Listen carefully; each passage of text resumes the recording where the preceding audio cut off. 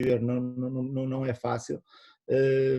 Ainda que eu trabalhe no centro de saúde, é centro de saúde, não é hospital. Recebemos, até porque agora estamos preparados para isso, muitos casos suspeitos, uns que se confirmam, outros que não, mas pronto, felizmente que não estamos num contacto muito próximo com as pessoas, mas isto é realmente um assunto muito sério. Eu vou-te ser muito sincero, de início, e porque eu já trabalho na saúde desde 2004, e tive a oportunidade a quando da gripe das aves, da gripe A, como na altura também fizeram, nós tivemos uma série de reuniões e meteram-nos um pouco de medo, digamos assim, sobre a gravidade da situação. O que é certo é que nós aqui perto, pelo menos eu diretamente, não tive assim nenhum caso próximo, ou acho que na altura não foi tão grave como aquilo que realmente era expectável e as pessoas nos fizeram crer. E esse facto fez com que de início eu não estivesse a valorizar muito, realmente, pronto, nas primeiras reuniões que tivemos, em que eu pensei para mim estaríamos na presença de um caso semelhante, mas não. Isto é um caso, é muito sério, as pessoas, e muito bem, têm, na sua esmagadora maioria, têm acatado aquilo que são as orientações, nomeadamente ficarem em casa, ter o cuidado com o distanciamento social, e eu penso que deviam até ser tomadas medidas mais severas, mais radicais, nomeadamente no que concerne a parar tudo mesmo, porque nós vemos que não está a ser assim, e eu espero estar enganado, mas não queria de todo que devido a esse facto de não termos parado tudo, que nos aproximássemos de outros países em que realmente a situação não está muito famosa, digamos assim. Nós, por enquanto, não temos, dá pelo menos a ideia de que as coisas estão mais ou menos controladas, mas não nos podemos esquecer que se calhar também não estamos a ter a capacidade de fazer o número de testes que outros países fazem, e esse facto também pode implicar um pouco que os números estejam tão baixos. As medidas que tomamos, ainda que na minha opinião devessem ser mais radicais ainda, também foram tomadas atempadamente, e espero sinceramente que as pessoas que têm a responsabilidade de olhar por nós neste momento difícil, que estejam a tomar as melhores decisões, e que realmente isto não tome proporções em que que haja aqui um descontrole, em que não estejamos preparados para enfrentá-la, porque proporções más já está a tomar.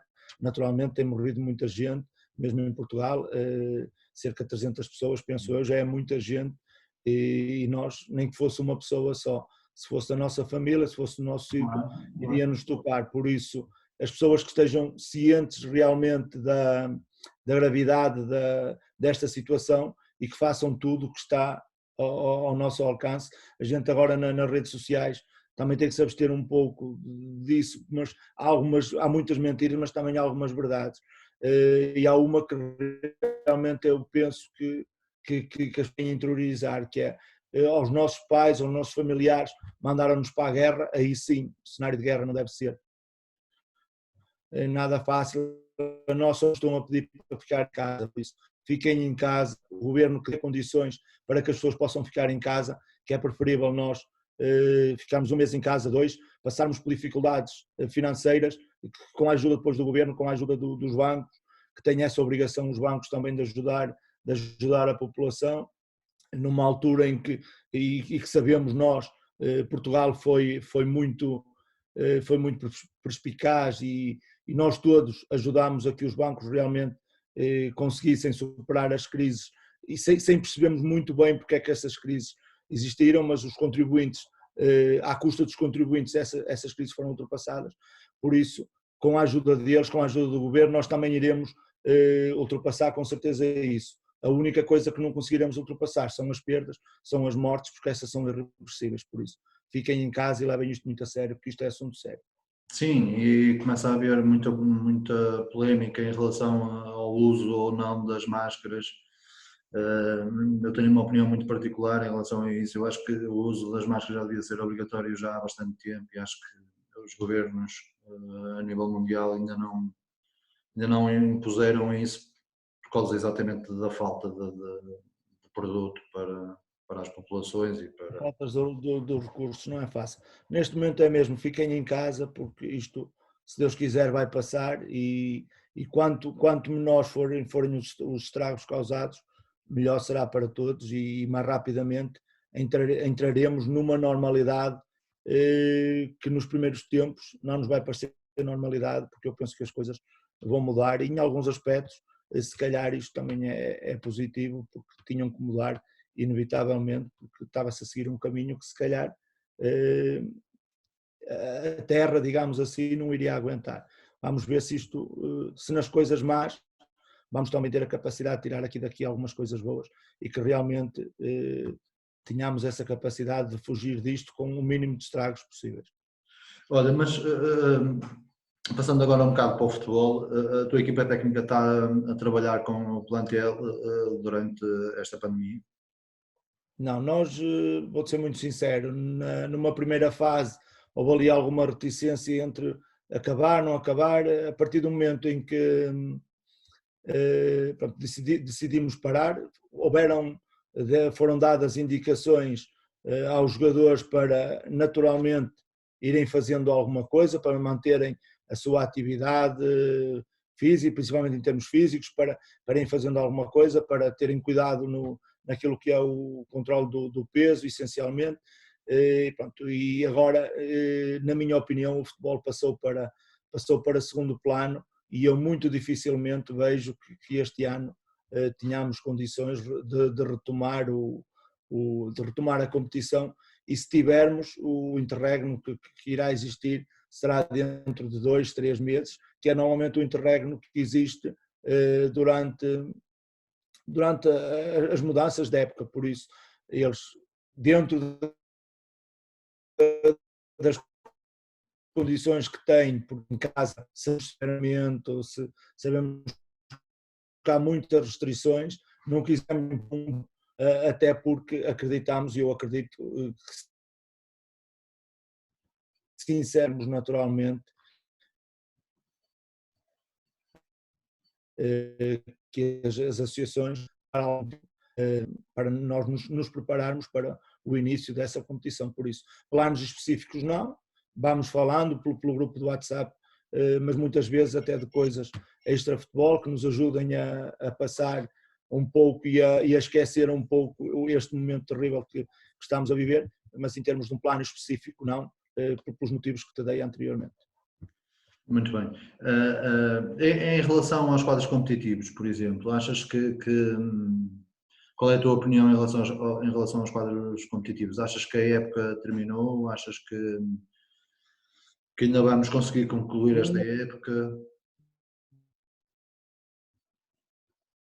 Na minha opinião, penso que não. Até se teremos a capacidade de concluir. Aí acredito que sim, porque sabemos que envolve muita coisa e poderá haver aí provavelmente a hipótese dos jogos à porta fechada, até porque sabemos da paixão um pouco cega que existe em Portugal no que a futebol diz respeito. Muitas vezes nós vemos e dizemos muitas vezes na brincadeira, se o governo quiser tomar medidas, que tome quando acaba um campeonato e há uma equipa campeã ou que uma equipa está a fazer uma boa campanha ou a seleção, porque as pessoas rapidamente esquecem que o gasóleo está ao preço que está, que a gasolina está ao preço que está e focam-se no futebol e muitas vezes têm uma paixão pelo futebol que lhe tira um pouco daquilo que é a racionalidade das pessoas. Por isso, qualquer medida que fosse tomada no sentido de terminar o campeonato neste momento, dar o título de campeão a um clube em detrimento do outro, na classificação atual, retomando à primeira volta, seja qual for o desfecho, que não seja dentro de campo, penso que não ia ter uma aceitação muito positiva dada a nossa mentalidade. Agora, por esse motivo, acredito que as ligas profissionais, principalmente a Primeira Liga, que se irá concluir. Quanto aos restantes campeonatos, não me parece, até porque as previsões todas apontam para que isto aqui ainda está só no início, ainda não jogamos sequer a primeira parte e não me parece que hajam condições depois para ser retomada a atividade, a não ser que o façam depois com um ajuste de calendário para a época seguinte. Na minha opinião, em termos daquilo que é o nosso futebol, e vou-me concentrar só naquilo que é o nosso futebol, se calhar uma boa medida seria eventualmente não descer ninguém, porque ninguém vai querer, a não ser quem esteja matematicamente condenado, que eu penso que não existem equipas nessa situação ainda, não irão aceitar, porque têm sempre o argumento que tinham hipótese ainda de conseguir a manutenção, e penso que estão, neste momento, uma solução que não agradará a todos, mas que na minha opinião poderá ser justa, e para precaver também um pouco aquilo que foi o investimento que os clubes fizeram na concretização dos objetivos, poderá passar por subirem as equipas que estejam em lugar de subida, com um aumento do quadro competitivo na próxima época, com um ajuste na época seguinte. Não sei se isso será, com certeza. Acho que faz sentido. Acho que a Associação de Futebol do Porto já tomou algumas atitudes que vão de encontro a essa opinião. Acho que faz sentido, não sei se vai acontecer ou não. Na minha opinião era o mais justo e era o mais, para uma coisa, nós vamos, a próxima época não vai ser fácil. Não vai ser fácil em termos daquilo que é os clubes.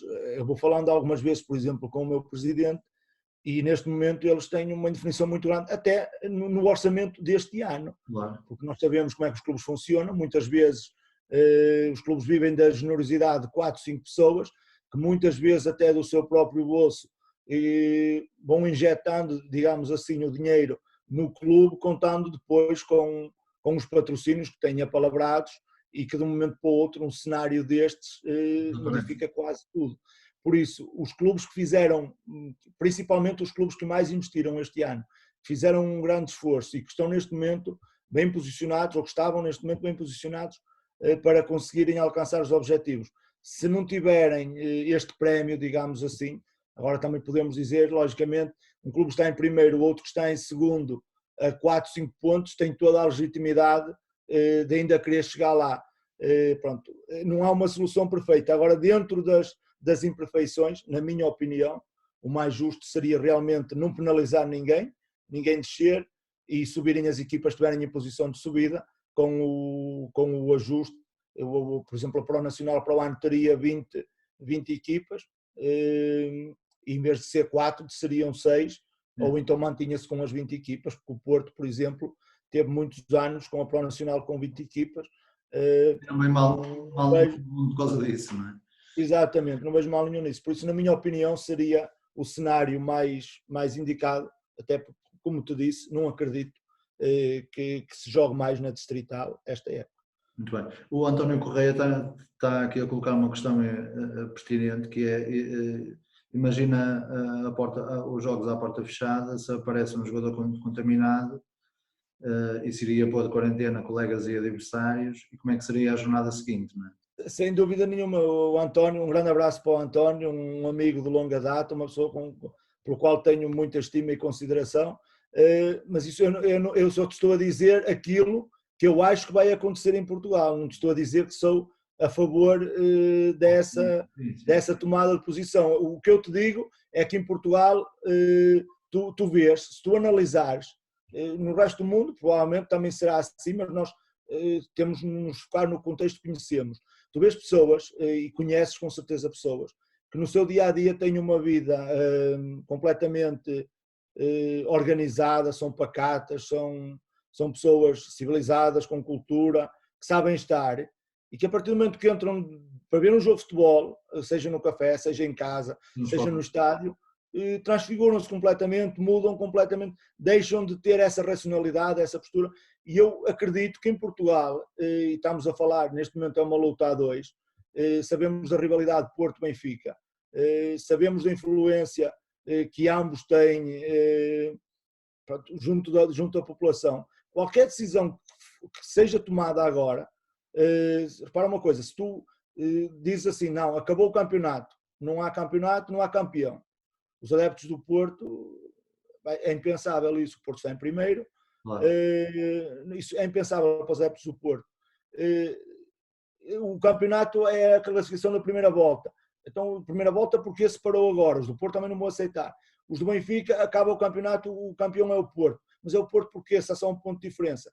Estás a perceber? Ou seja, e na minha opinião, não há cultura desportiva em Portugal, para que neste momento toda a gente, é a minha opinião, e gostava muito de estar errado, que toda a gente dissesse assim, o futebol, esqueçam o futebol, olha, se não houver campeão, não há campeão, se acabamos o campeonato, se retomarmos os campeonatos daqui a meio ano e tivermos que acabar este campeonato só para 2000, não há problema nenhum, neste momento vamos nos focar no que é essencial, que é nas vidas humanas, que é no bem-estar da população. E se fizessem isso, acho que era o ideal. Não me parece que os interesses todos que estão à volta do futebol, que vai haver essa capacidade, que vai haver esse bom senso. Na minha opinião, era o ideal, acho que não vai acontecer e acho que as ligas profissionais... Eu também acho que nós ainda não jogamos os primeiros 30 minutos da primeira parte e acho que isto... eu estou pessimista em relação ao tempo, ao contrário do presidente da Liga, por exemplo. Eu estou muito pessimista em relação ao tempo e eu não estou a ver nós a conseguirmos de alguma forma concluir esta época. Não estou a ver. Agora, vamos ver o que acontece. Olha, eu começava se calhar até pela parte final, cometendo aqui uma inconfidência, que se calhar para ti nem é inconfidência, mas eu trabalhava num clube que tinha uma equipa, tinha o Serdelo, que era orientado por ti na altura, e eu fiquei muito ligado à observação dos nossos adversários. O Serdelo deixava os adversários para o Taipas, que era onde eu estava, e então levei com jogos da tua equipa, orientadas por ti, e tive que partir o jogo todo e, portanto, tive que fazer ali um estudo aprofundado. Isto para ligar o nosso convidado amanhã, é a primeira vez que convidamos um jogador, é o Diego. E o Diego dizia-me, bem antes de eu te conhecer, já há muitos anos, o Diego Mendes, dizia-me que tinha uma admiração pelo futebol que tu querias pôr em prática muito grande, porque é alguém que eu gosto muito de falar sobre futebol, o Diego, acho que ele um dia vai ser treinador. Permite-me só ter uma coisa. Com o Diego tu conversas facilmente sobre qualquer tema. Seja qual for o tema, o Diego consegue ter uma opinião muito própria e consegue... Eu tenho uma visão sobre futebol muito interessante, pá. Fundamentar essa opinião. O Diego, posso dizer que é a pessoa... o Diego foi meu jogador, teve para ser meu jogador algumas vezes, foi meu jogador no Taipas, na primeira época que eu estive no Taipas, e o maior arrependimento que eu tenho no futebol, e acho que o maior erro que eu cometi, e já o assumi publicamente e não tenho problema nenhum de o assumir novamente, foi na época seguinte não ter continuado com o Diego.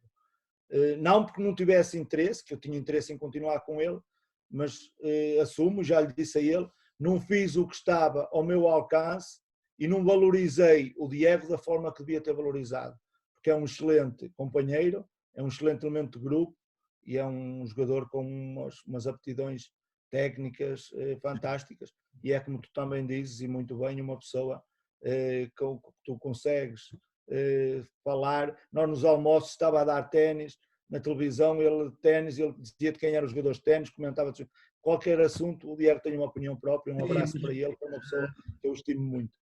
Eu não sei se te acontece a ti, mas a mim acontece mais vezes a falar com alguns jogadores sobre futebol, e sobre treino, e sobre ideias e não sei o quê. Eles têm opiniões um bocado com o umbigo. E o Diego sai um bocado deste tipo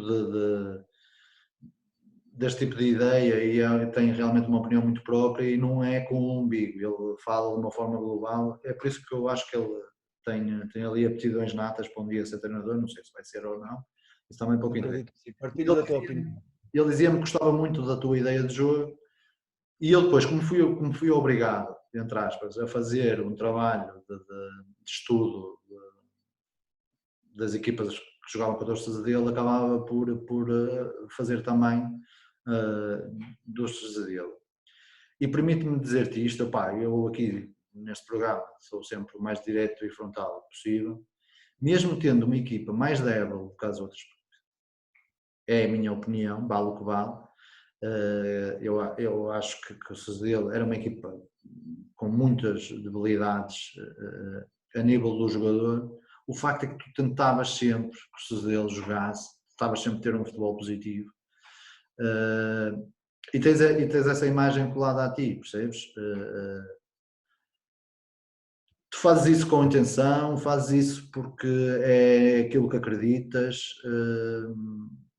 Fala-nos um bocadinho sobre isso. Sem dúvida nenhuma. É um pouco das duas coisas. Eu digo, a coisa que eu mais admiro num treinador não é tanto a ideia, não há ideias boas ou ideias más.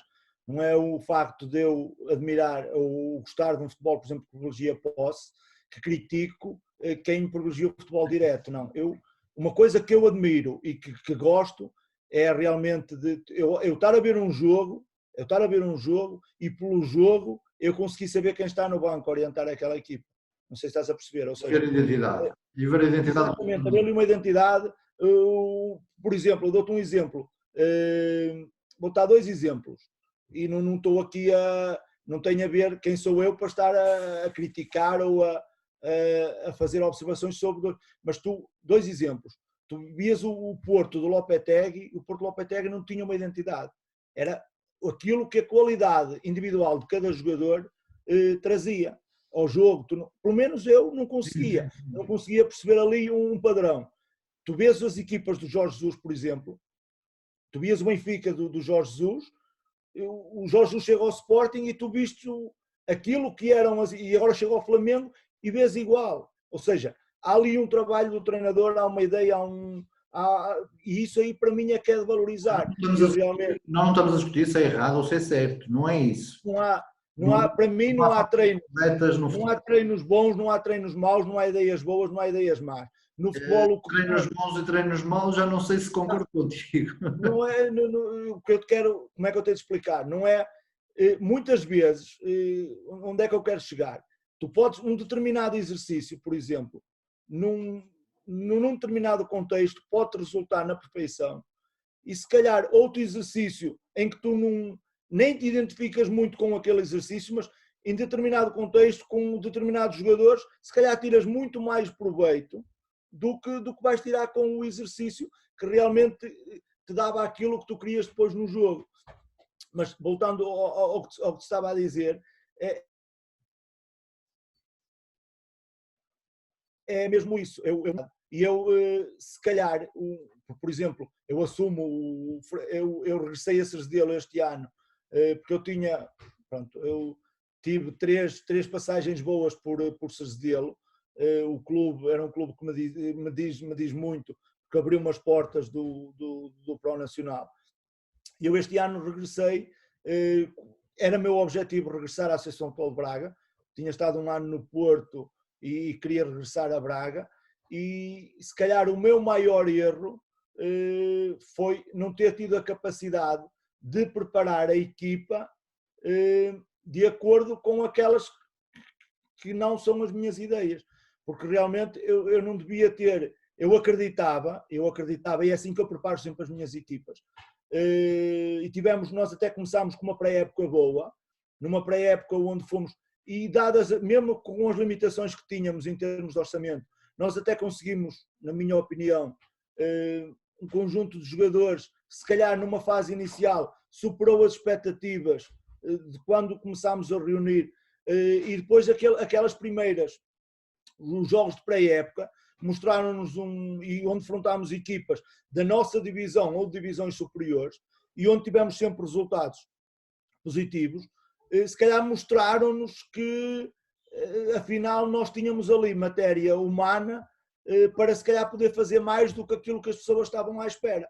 E eu abordei sempre os jogos, e como tu, se tivesse a oportunidade, que eu também tenho, e não foi por ser o Taipas, eu sou completamente a favor da partilha. Eu filmo os jogos, os treinos, e nunca neguei a quem me pedisse um jogo. Eu acredito acredito que nós devemos ser uns para os outros. Na Primeira Liga os jogos estão todos na televisão, os adversários conhecem-se todos e não é por isso que se ganha ou perde jogos. E tu sabes que eu partilhava sempre os jogos convosco, que me pediram, se fossem outros quaisquer, de certeza, se alguém me está a ouvir que me pediu algum jogo, mesmo equipas adversárias, eu sempre facultei sem problema nenhum. E eu acreditava sempre que nós tínhamos capacidade de dividir o jogo com o adversário eu nunca pus o Cerzedelo a jogar de forma diferente do que pus o Taipas, do que pus o Cerzedelo nas épocas anteriores, do que pus as equipas onde passei. Porque essa é a ideia de jogo que eu acredito.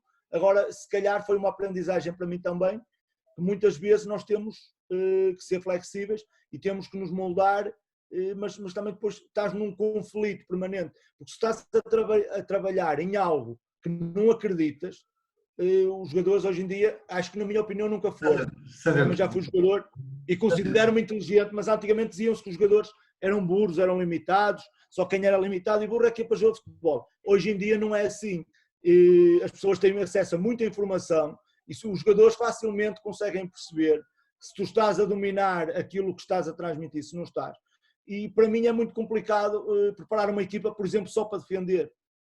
Não sei, é uma limitação minha, não sei pôr uma equipa a jogar em bloco baixo, com os jogadores todos atrás da linha da bola, a abdicar de jogar, não sei, e os jogadores do Cerzedelo que nos estão a ouvir, nunca foi esse o intuito. O que eu tentei pensar sempre é que nós tínhamos a capacidade de dividir o jogo, que nós tínhamos qualidade e que nós tínhamos de trabalhar, chegar ao jogo e tentar fazer aquilo que semanalmente fazíamos. As coisas não correram bem, pronto, assumo o fracasso disso e tiro muitas ilações.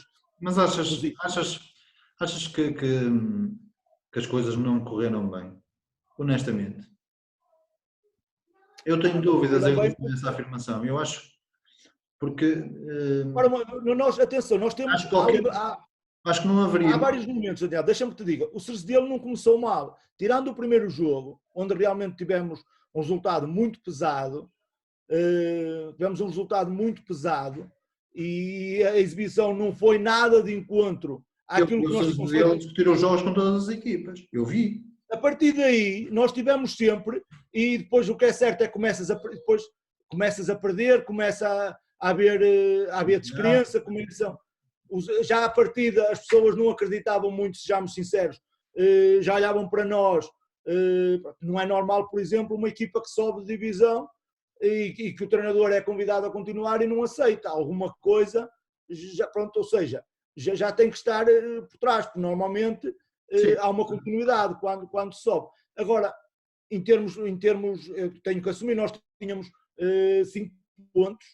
Eu rapidamente, eu não estou nos clubes, eu não tenho problemas nenhuns felizmente nunca me aconteceu de descer uma equipa, tirando no ano em que estive como adjunto, como treinador principal, tal nunca me aconteceu, mas eu não teria problema nenhum de iniciar a época no Cerzedelo, de acabar, mesmo sabendo que ia descer. Eu antes, logo numa fase muito inicial, e quando tu sentes que não tens capacidade de mudar, e porque eu também não acho que o plantel seja assim tão fraco,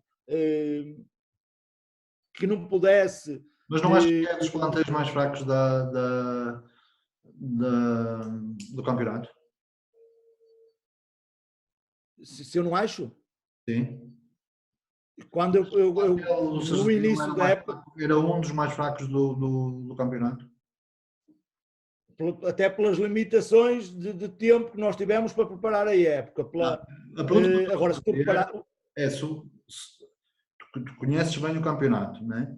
Logicamente, repara uma coisa, eu assumo, já disse, eu não estou aqui, eu assumo as responsabilidades todas. Fui eu, dentro daquilo que me foi, do orçamento que me foi posto, fui eu que escolhi os jogadores, fui eu que fui para a luta com eles, fui eu que não fui capaz de dar os pontos ao clube que o clube merecia, o historial do clube merece. Agora, depois de mim já foi outro colega e o Cerzedelo continua em último lugar. Claro. Logicamente que isso é um indicador de alguma coisa. Agora, dentro do plantel do Cerzedelo, há jogadores com muita qualidade e é o que eu te digo, se calhar numa fase inicial, se a preparação da equipa fosse feita de modo a...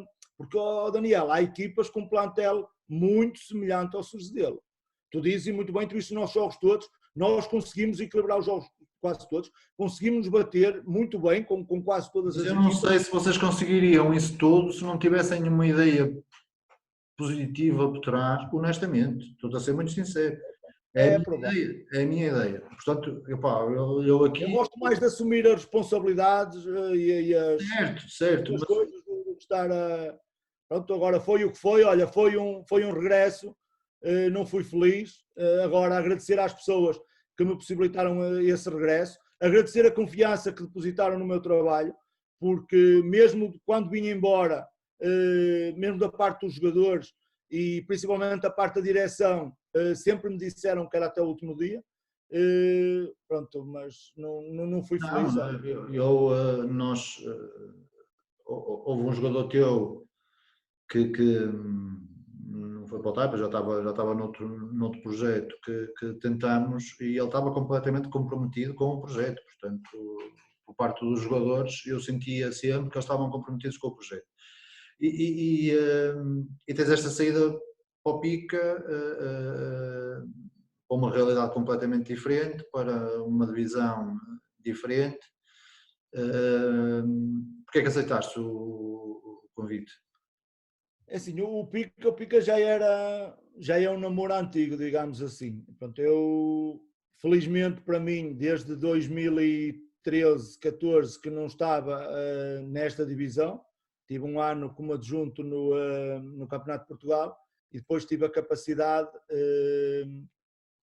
de me manter sempre na Pro Nacional. E já mesmo nessas... Quando, por exemplo, da minha passagem por Cerzedelo, no final da época, eu tive a possibilidade de ingressar no Pica, já por 4 ou 5 vezes as pessoas me tinham abordado nesse sentido, quer o Chico, quer o Toninho, duas pessoas que eu nunca conhecia de ser adversário, quer do tempo em que estive futebol, não é? como jogador no Antime, como treinador no Antime e como treinador no Silvares, mas eram pessoas que, pela abordagem correta que sempre tiveram comigo, que ficou sempre mesmo eu não aceitando na altura, por diferentes motivos, os convites, ficou sempre ali uma porta aberta e uma relação de amizade e cordialidade, que desta vez, e eu tendo saído do Cerzedelo, estava sem nada e entendi que poderia ser, até porque eu começo a treinar no Campeonato Pro Nacional, que antigamente não era Pro Nacional, era a Divisão de Honra, que era a divisão máxima, na época de 2008, 2009, no final de 2009, 2010, e eu ao longo de 10 anos que me mantive, nunca tinha sido despedido, digamos assim, não fazia de mim melhor ou pior treinador ser despedido ou não ser, mas fui no meu primeiro ano e depois não sabia o que era isso. E nos últimos anos não acabei o projeto no Taipas, no segundo ano, tive o primeiro ano e depois no segundo saí em fevereiro, no Barrosas acabo por sair também em fevereiro, pronto, em Cerzedelo interrompo o projeto aí por minha vontade, e eu entendi que o plantel que o Pica tinha, a divisão em si, o facto, a vontade e a determinação com que as pessoas me abordaram, e ver ali a possibilidade de eventualmente ainda conseguir meter o clube nas lutas pelos lugares de subida, e o facto pronto, como eu disse, da consideração que tinha pelas pessoas, achei que não seria novamente o momento certo para dizer não às pessoas, então decidi aceitar, e foi de bom grado que eu fiz, e não tenho problema nenhum de treinar. O projeto é muito importante, logicamente que eu enquanto treinador tenho objetivos bem definidos, e sei quais são, e não é o facto de baixar uma divisão hoje ou duas amanhã ou três depois que me vai desviar desses objetivos. O clube é um clube com nome, é um clube de pessoas sérias, de pessoas que sabem o que querem para o clube, e a forma como me convidaram, o interesse que demonstraram, até pronto, essa determinação toda fez com que eu realmente aceitasse o convite, na expectativa também de poder ajudá-los, de me poder ajudar a mim também, no sentido de me valorizar, e foi com muito agrado que eu fiz, e se fosse hoje, e decorrido este tempo que está, voltaria a aceitar novamente, porque as pessoas têm sido impecáveis comigo. Mas vamos pôr em cima da mesa que esta época terminou, vamos imaginar esse cenário. Vamos te ver no Pica na próxima época? Não faço a mínima ideia. Não? Ok. Não houve sequer conversas relativamente a isso. Eu não tenho, as pessoas comigo estão aliás, eu fui para o Pica com objetivos bem claros, bem definidos. As coisas inicialmente começaram a correr muito bem, depois temos um momento de viragem que foi o jogo com o Celurico em casa, onde estamos a ganhar 3-1, aos 90 minutos, com a bola a nosso favor, o árbitro dá 3 minutos de desconto e nós ainda empatámos 3-3. E a partir daí nunca mais vinhamos de uma série de 5 vitórias e um empate, faríamos aí a 6ª vitória, tiraríamos aí qualquer hipótese ao Celuricense de entrar ainda na luta pelos lugares de subida, colocaríamos ali na altura a 2 pontos do primeiro e do segundo lugar, estávamos ali na luta, e o que é certo é que a partir daí tivemos depois uma série muito negativa, onde penso que se apoderou um pouco um bocado de descrença e as pessoas deixaram de acreditar que é possível alcançar o objetivo. Isso é o pior que te pode acontecer. Sou muito sincero, não vi nenhum jogo do Pica contigo. Vi um jogo do Pica em casa com um treinador antigo. E honestamente gostei de muita coisa que vi lá, na parte individual dos jogadores, gostei de algumas coisas que vi. Como é que a equipa, como é que o grupo de trabalho aceitou a tua entrada? Como é que foi no início trabalhar com eles? Penso que muito bem, até porque, como tu disseste muito bem, o Pica individualmente tem jogadores de qualidade. E tem jogadores que se calhar aquilo que... Eles estão no patamar, se calhar. Exatamente, e aquilo se calhar que faz com que pronto, eles também gostam de ser valorizados, a ideia de jogo que lhe foi proposta agradou, e penso que conseguimos ali, atenção, isto conta depois é o resultado é o que conta, e tu agora vais e vês, houveram 5 vitórias e um empate seguidos, e agora tens 6 derrotas, ou 5 ou 6 derrotas seguidas.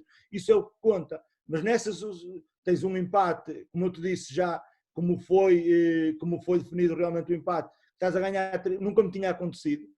Posso dizer que já perdi uma final da taça, onde estava a ganhar 1-0 aos 83 minutos, e foi, sem dúvida nenhuma, o jogo que mais me custou, e não foi perder, empatei, mas porque é como eu te digo, eu tinha a bola em meu poder, o árbitro deu 3 minutos, estava a ganhar 3-1, os jogadores, uma coisa é tu não treinares, tu treinas esse momento, os jogadores sabem o que é para fazer nesse momento, e tu sofres 2 golos, os 2 em contra-ataque. Pois. Ou seja, numa altura em que estás a ganhar 3-1, um livre a teu favor a meio campo, há indicações claras, e eles sabiam disso, para a bola ir para a linha, o avançado segura a bola. Nas minhas equipas, e os meus jogadores sabem, os descontos não são para jogar. Não há nenhum treinador que me acuse durante o jogo de eu mandar retardar a posição. Durante o jogo é para jogar. A partir do momento que eu estou a ganhar e entra na fase de descontos, aí as minhas equipas já não têm que ter a preocupação de jogar, têm que ter a preocupação de não deixar o adversário reagir. Opa, nos descontos é uma forma, e é isso que eu lhes passo, e esses momentos são treinados. No treino as coisas não são feitas de forma aleatória. Os meus jogadores sabem quando faltam 2, 3 minutos para acabar o treino, eles sabem. Para quem está a ganhar, fazer a gestão do jogo, para quem está a perder, arranjar estratégias para que possa ainda tentar empatar ou reduzir o que for. E realmente isso deixou-me, não estava sequer à espera, e esse momento nós não soubemos depois reagir a esse momento.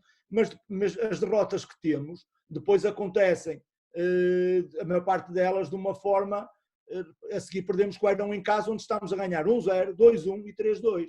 E acabámos por perder 4-3. Ou seja, desperdiçámos 3 vantagens. Situações que tu muitas vezes não consegues perceber porque é que elas acontecem, porque tu no treino, no momento em que realmente as deves precaver, tu treinas esses momentos, tu dás indicações, mas depois sabes que depois lá dentro é a bola que bate aqui, a bola que bate ali, é o jogador que está menos inspirado, e isso muitas vezes é o que conta. Agora, eu penso que, pelo menos o que eu senti sempre, e tu sentes isso também, foi que realmente houve ali muita abertura da parte dos jogadores para a ideia que lhes estávamos a tentar mostrar.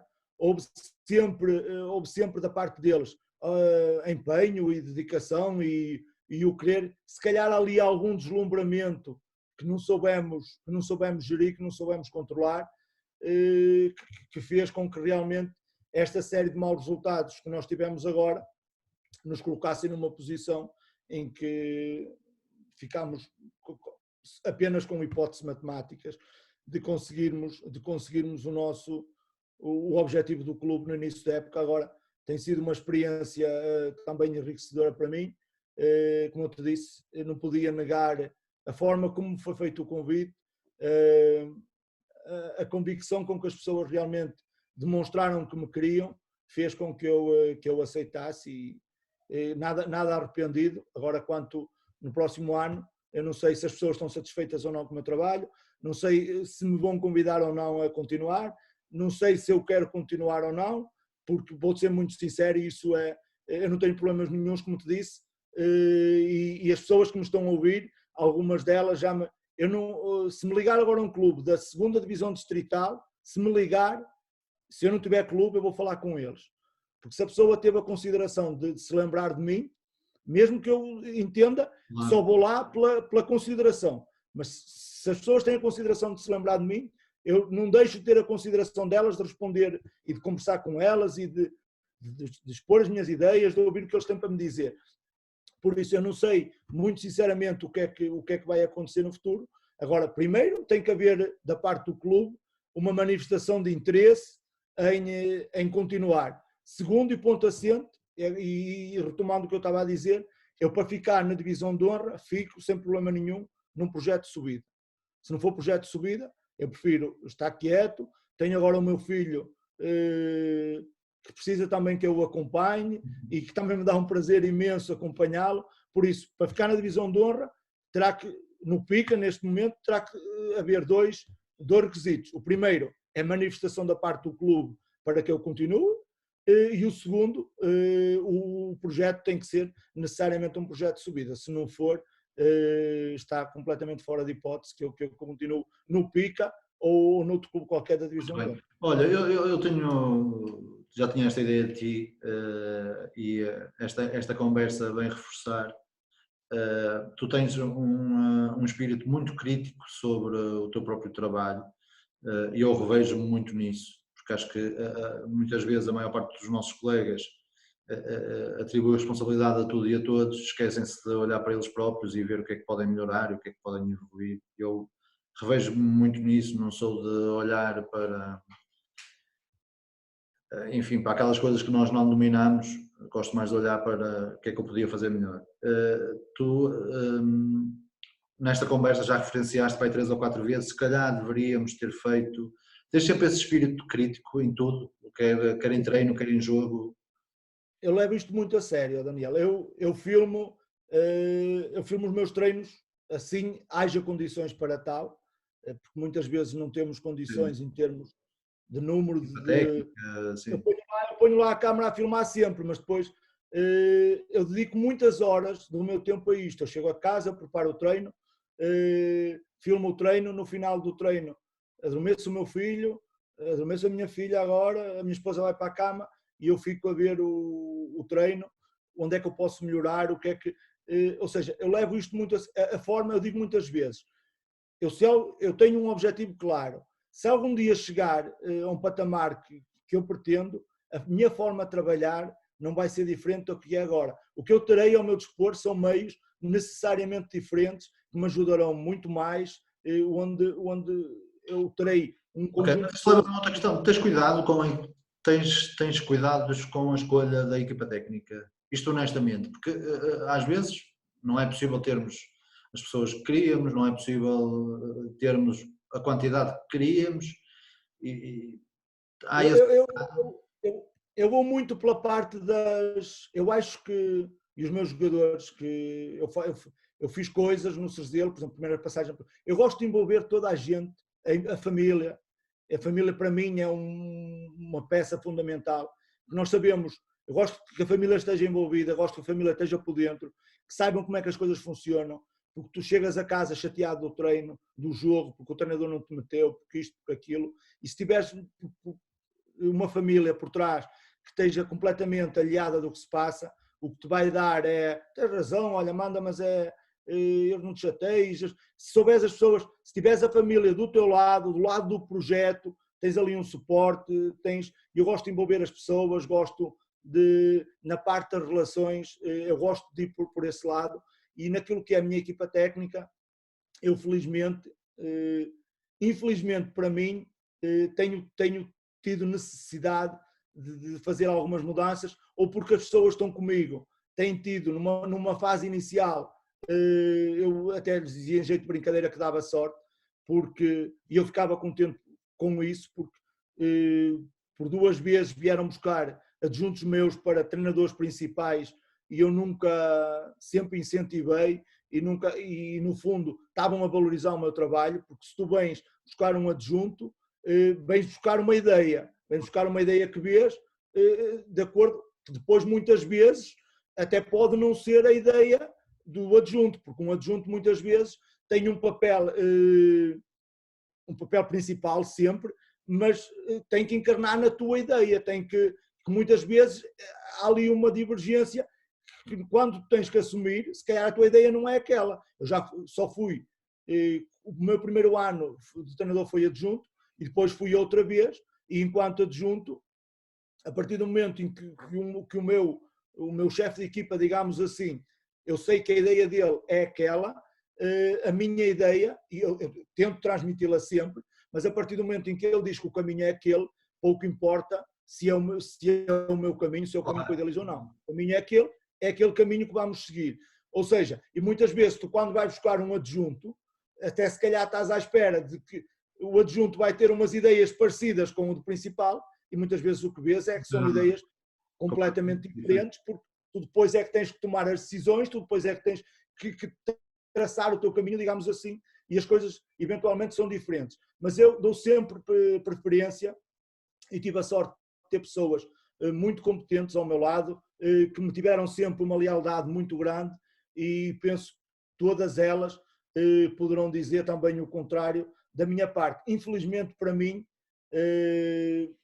não foi sempre possível manter a mesma equipa técnica.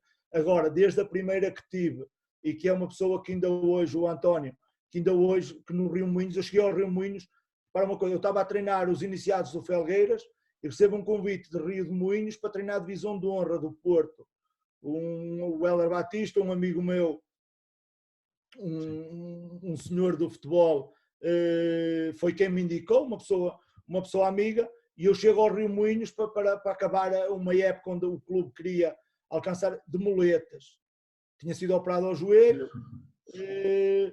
chego a um clube onde permanece, onde me dão um adjunto, o António, uma pessoa lá da casa, sem treinador guarda-redes, sem nada. No ano a seguir, pronto, essa pessoa não teve, por motivos profissionais, não teve possibilidades de continuar, e eu vou buscar o Francisco Castro, que era uma pessoa que me estava, que é meu vizinho, mora aqui a 50 metros de mim, é uma pessoa que eu conheço desde pequeno, e que foi a pessoa que na minha ida para Rio Moinhos, mesmo não tendo ido comigo, ou mesmo, foi uma pessoa que me acompanhou, que acompanhou aqueles 8 jogos, que se preocupou com como é que estavam a correr as coisas, que se preocupou em dar uma palavra amiga, que o via ver vários jogos meus. Então eu depois levei, estivemos lá em Rio Moinhos, fomos também juntos para Antimo, fomos juntos para Silvares, e depois em Silvares dá-se a saída dele para o Antimo, para treinador principal, e eu fico com o Sérgio e com o David, que depois também tinha sido meu colega no Barrosas e que foi para o meu treinador de guarda-redes, e é uma pessoa que depois, também por motivos profissionais, porque temos aqui muito isso, pessoas aqui trabalham o negócio do calçado, quem tem responsabilidades, no fundo, e pelos valores que se praticam, chega a um ponto em que tem muita dificuldade em conciliar. Em Cerzedelo depois apanho o Eusébio, que é como um irmão para mim nos dias de hoje. O Hélder Sousa, que tinha jogado comigo e que esteve comigo depois também em Barrosas, e que tenho muita pena que ele não tenha disponibilidade para o futebol, porque é um excelente elemento, é uma pessoa com um leque de conhecimentos muito grande, com uma bagagem muito grande que os anos de futebol profissional deram, um elemento de grupo fantástico, em que os jogadores conheço bem, sim. Consegue ali uma interação muito grande com os jogadores. O André Balinha, que quando chego ao Cerzedelo na minha, e para tu veres que eu não sou, eu chego ao Cerzedelo e o André Balinha transita da equipa técnica anterior. O presidente diz-me, olha, está aqui uma pessoa que te pode ajudar, uma pessoa, mas eu não abdiquei dos meus, levei o Hélder Sousa e o Eusébio, porque eu isso não abdico. Quem está comigo só deixa de estar comigo se não quiser, se as condições não agradarem. Quem está comigo, eu valorizo quem está comigo, eu valorizo quem me ajuda, e se vamos para um patamar acima ou se vamos para um patamar abaixo, vamos todos. E eu fico com o André Balinha, e depois que depois vai comigo para o Taipas, porque está o Hélder Sousa, não tem disponibilidade, depois o André Balinha transforma-se no meu adjunto principal, digamos assim, e passamos a fazer equipa, eu, o André Balinha e o Filipe Eusébio. Equipa técnica é essa que até hoje ainda poderia estar unida, não fosse o André ter recebido o convite que recebeu, e muito bem, para as ligas profissionais, e é uma pessoa com imensa capacidade, imensa competência, uma pessoa que faz anos no mesmo dia que eu, só que 10 anos, ele nasceu 10 anos depois de mim, e se calhar esse facto faz com que sejamos muito parecidos, e uma pessoa que me completava muito bem. Eu gosto muito de trabalhar o aspecto ofensivo das equipas, aquilo que é o golo, é o gosto pelo golo, e o André tem uma competência muito grande naquilo que é a parte da organização defensiva, naquilo que são... E então acho que nos completávamos muito bem. Com o Eusébio sempre a acompanhar-me. Depois em Barrosas volto a encontrar o Hélder Sousa, o Carlos Ribeiro, que é uma pessoa da casa, e faço questão para te frisar da minha lealdade com as pessoas. O Eusébio sempre foi o meu treinador de guarda-redes. Eu chego a Barrosas, o Barrosas tem um treinador de guarda-redes, que é o Cura, e que é também diretor desportivo do clube, é uma pessoa que já está lá há muito tempo, e eu levo na mesma o Eusébio vai para o meu adjunto, abdicando eles sabem que é verdade, o clube dá-te um plafond, pelo menos é assim, dá-te um plafond, e tu se queres levar 3, levas 3, se queres levar 4, levas 4, se queres ir sozinho, vais sozinho. Agora, conforme quantos mais tu levares, é do bolso que te sai. Eu faço questão de levar o Eusébio comigo na mesma, porque era uma pessoa que estava comigo desde o primeiro ano de Cerzedelo, e que foi sempre de uma lealdade e de uma... O Eusébio é uma pessoa fantástica, está sempre disponível para te ajudar, está sempre do teu lado, está contigo até à morte, e eu sentia-me não, tinha essa obrigação para com ele, de o levar comigo, nem que fosse para ele estar ali ao meu lado, não era esse o caso. O Eusébio foi jogador, o Eusébio não era guarda-redes, o Eusébio era lateral direito. Era um bola antiga, era jogador até extremamente. Era lateral direito e tinha 2 pés esquerdos. Exatamente. Eu soube depois até que o Eusébio, normalmente treinador de guarda-redes, está ligado ao... É guarda-redes, ex-guarda-redes, e o Eusébio tem esse gosto pela baliza, mas é uma pessoa que depois no trabalho de campo também tem conhecimentos, tem capacidades, ou seja, mesmo aí é uma mais-valia para ti. Depois que ele acaba por com muita pena minha, regressar novamente ao TAI para a proximidade, está o filho agora que está ali nas escolinhas, o poder acompanhá-lo mais, pronto, e a equipa técnica desfaz-se dessa forma. Agora quando vou para o Cerzedelo, apanho uma equipa técnica onde, digamos assim, há ali também já um seguimento da equipa técnica anterior, e depois, agora no Pica, também o treinador de guarda-redes continua lá, o Henrique, e vou buscar o Catita, que é uma pessoa que tinha sido meu jogador, é uma pessoa que jogou imensos anos no Pica, e é uma pessoa conhecedora também da divisão, do clube, e que foi uma ajuda muito grande para mim. Muito bem, acho que deu para perceber a ideia. Isto já está a caminhar a passos largos para o final. Eu tenho aqui uma pergunta do Guto Soares e ia-te pedir que respondesses o mais breve possível, porque eu tenho aqui uma pergunta para te fazer também e depois para finalizarmos. Gostaria, se possível, fazer umas perguntas ao Mister. Primeiro, ao nível de formação, agora que acompanha um filho, qual é a ideia que defende? Isto é uma pergunta que dava para horas, mas de promover o talento e trabalhá-lo ou procurar começar a moldar os miúdos às questões táticas. A segunda pergunta é se acha que a sua ideia de jogo promove e desenvolve o talento individual do jogador, e a terceira, quais as características de uma forma geral que aprecia num atleta. Quem me faz a pergunta, desculpa lá. Diz? Quem me faz a pergunta? É o Guti Soares. Guti. Sim. Foi meu jogador, o Guti. Deve ter sido. O Guti, o grande Guti. Uma das perguntas terá que ser ele melhor do que eu pode respondê-la. Se promove o talento individual, o coletivo do jogador. O Guti é um jogador realmente fantástico, que eu apanhei no primeiro ano de Cerzedelo e que já por diversas vezes quis voltar a trabalhar. O destino ainda assim não o quis, mas iremos voltar a trabalhar novamente juntos, porque é um jogador que eu aprecio muito. Relativamente à formação, não percebi. É o Guti do Turcatense? Eu não estou a ver. É o Gustavo Turcatense? Provavelmente. Bem, assim, mas... Eu conheço esse, deve ser esse, eu não estou a ver, mas deve ser, se for o Guti, um abraço para ele. Relativamente à formação, eu penso que eu tenho, e eu nunca deixei de seguir muito a formação, até por outras atividades paralelas que eu tinha, além de treinador de futebol, e eu penso que hoje em dia se coloca demasiada pressão naquilo que é, principalmente vinda dos pais. Eu penso que os pais têm que ter um papel fundamental naquilo que é os pais não têm que estar à parte daquilo que é o processo formativo da criança, porque o pai também não está à parte daquilo que é o processo formativo na escola. O pai tem que ser uma parte integrante. Agora tem que ser uma parte integrante no sentido de ajudar, no sentido de perceber que está a olhar ali para uma criança que se está a divertir, e não ao estar a olhar ali para uma poupança reforma ou qualquer coisa do género.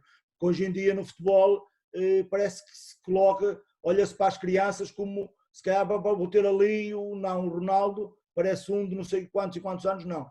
E acima de tudo a criança está feliz, a criança sentir que da parte do pai há um acompanhamento, porque isso é fundamental. Eu gostava, e felizmente os meus pais sempre tiveram a capacidade de me acompanhar. Eu hoje em dia procuro acompanhar o meu filho, mas posso dizer que um jogo desde que começa até que acaba, eu não digo o que quer que seja. E o meu filho já está mentalizado de uma forma que mesmo às vezes pelo caminho, se eu lhe digo determinada coisa, às vezes algum comentário, ele próprio diz logo, ou seja, eu não sou o pai dele, não tenho que estar a dar opiniões, estás a perceber?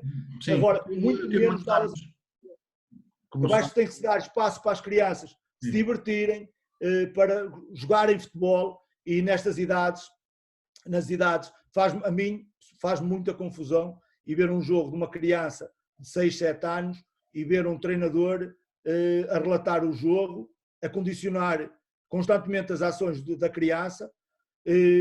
Às vezes dizem, eu durante os treinos sou muito interventivo, no jogo falo muito pouco. O PlayStation, para mim, não. Os jogadores durante a semana tu tens que indicar o caminho. Ao fim de semana tens que dar liberdade aos jogadores para perceberem que o caminho que tu indicaste e para tomarem as suas decisões. Não tens que, olha, passa, joga, eu estou contra isso. Quando é em crianças, muito, muito mais sou contra, porque muitas vezes estás a condicionar as ações, com crianças a ter discursos de 15, 20, 30 minutos, quando sabes que eles, 2 minutos, já não te estão a ouvir o que estás a dizer, basculações... Basculações. Esquece isso, dar a liberdade, é o contacto, na minha opinião, numa fase muito inicial, respondendo à pergunta, é o contacto com a bola, é a relação com a bola, é o perceber, ter as noções básicas, mínimas, do posicionamento, do que tens de fazer dentro do campo. A partir do momento em que começas a entrar na fase da competição a sério, começares aí sim a incidir noutros aspectos. Agora não te adianta nada teres um jogador que percebe perfeitamente o jogo, que faz as vasculações que tu queres, as coberturas, essas coisas todas, mas depois a bola vem, bate e foge 5 metros. Nunca vai ser jogador de futebol. Passe, recepção, relação com a bola é fundamental. A outra pergunta, eu penso que sim, porque a minha forma de jogar... Estás a demorar muito tempo a responder, pá. Isto está aqui a passar o nosso Ele depois tempo. diz que eu ligo ao Ruth e depois eu respondo-lhe. Ok, olha, pá, de uma forma mesmo muito curta. Objetivos Eu não é pessoais. fácil responder de forma curta. Eu falo como ao caraças. Já te arrependeste de me convidar. Não, eu sabia, eu sabia. Objetivos pessoais, a curto prazo, a médio prazo, desculpe. A médio prazo será voltar a fazer, voltar a ser feliz naquilo que é os resultados. Nós muitas vezes, o Guardiola ainda há dias dizia que o ganhar ou não ganhar não pode ser só isso que vai fazer tipo um mau treinador. Se estás no City, tens muito mais hipóteses de ganhar do que se estás no Wolverhampton e por aí no Leicester. Muitas vezes não é. Agora é voltar a encontrar um projeto que realmente... E eu lembro, e não estou aqui a puxar galões nenhuns, eu na minha carreira tive um projeto que realmente era para subir. Foi o meu segundo ano de Taipas. Onde as pessoas me disseram, é para subir, nós queremos subir, faz uma equipa para subir. E não fui eu que subi de divisão, mas foi a equipa que eu construí. E não estou aqui a puxar mérito nenhum. O mérito vai inteiramente para o Mr. Carvalho, que apanhou a equipa já com um atraso significativo e teve a capacidade de conseguir chegar lá, de conseguir chegar ao segundo lugar que deu a subida de divisão. Mas essa mesma equipa que estava com esse atraso significativo, um mês antes, era líder da Pro Nacional. E também lembrar que, se calhar, nos últimos 20 anos, eu tive época e meia no Taipas e fui o treinador que mais tempo tive no Taipas. Nada me garante que, se eu não tivesse continuado, se aquele penalti que falhámos no último minuto e que ditou a minha saída, quando estava 0-0 e fazíamos 1-0, se tivéssemos marcado aquele golo, se calhar tínhamos incitado ali uma nova série de vitórias e eventualmente subir ou não. Mas o que eu pretendo para um futuro imediato é que realmente um projeto, seja de continuidade agora no PICA, ou um novo projeto em que realmente as pessoas me deem condições de Tu lutar realmente para não ganhar. consegues dar respostas curtas, pá. Eu tenho que te interromper. É esse o meu objetivo. Pronto. E a longo prazo? A Tens longo prazo, o sonho de chegar à Primeira Liga? De forma a curta. primeira conversa que eu tenho com qualquer plantel que treino digo-lhes, um dia eu vou ser treinador de Primeira Liga, a todos os plantéis que eu treino. E digo-lhes isto não é porque eles pensarem que eu sou e está ali um treino, não. Digo-lhes isto que é para eles pensarem da forma séria como eu estou no projeto. Ou seja, do meu objetivo concreto. A minha esposa diz que não sabe o que é que eu ando a fazer no futebol. Eu já disse, um dia que eu chegar à Primeira Liga, tu depois ainda te vais arrepender muito das palavras. É quem menos acredita em mim, é quem diz sempre, anda, mas é para casa, ajuda a tomar conta dos meninos. Deixa lá Então, isso. deixa lá o futebol, que esse futebol não dá nada. Mas um Olha, dia vou chegar lá, acredito nisso. de minha parte, agradecer-te mais uma vez teres aceito. Eu não gosto muito que estes programas ultrapassem 1 hora, nós já ultrapassamos em muito. Peço desculpa por isso. Estás na boa, estás na boa. O que te peço é que nesta última mensagem que sejas realmente curto e em meu nome, pá, foi uma honra enorme falar este bocadinho contigo. Já sei que estava para fazer 3 ou 4 programas ou 5, mas não gosto mesmo que ultrapasse 1 hora do programa. E acho que fazes muito bem. Muito obrigado por teres aceito o convite e se quiseres mandar uma última mensagem aí para a malta, estás à vontade. Obrigado, olha, um abraço, bem-ajas pelo programa e um abraço a todos aqueles que fizeram desde o início da minha carreira, que me ajudaram.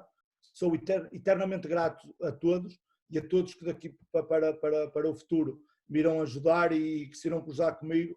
Da minha parte, desejo felicidades a todos e que nós tenhamos agora a capacidade de, unidos, ultrapassar este mau momento e que a bola comece novamente a saltar e a rolar, porque já faz muita falta. Muito bem. Um grande abraço e bem-aja, está bem? Muito obrigado.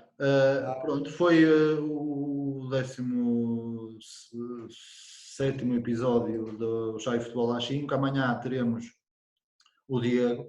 Já tivemos treinador, já tivemos presidentes, já tivemos malta ligada ao agenciamento de jogadores e treinadores. Agora chegou a hora de dar a voz aos jogadores. Teremos ainda mais convidados, jogadores de futebol.